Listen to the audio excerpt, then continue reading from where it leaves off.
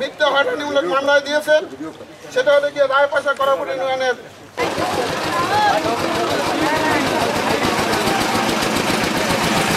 বন্ধন না হয়, কোনো সাংবাদিক সম্মেলন না হয়, সেটার জন্য তারা ব্যর্থ চেষ্টা করে। আমি সাবেক বিএনপির সভাপতি এবং বিগত কমিটির সিনিয়র। কলঙ্কের কোনো দাগ নাই এই ইউনিয়নে। গত নির্বাচনে অবাধ ও নিরপেক্ষ নির্বাচন আমরা এই যে কাজ করেছি, যে মানববন্ধন, এটা সিরাজ মাস্টারের পক্ষ থেকে হয় নাই, এই মানববন্ধন হয়েছে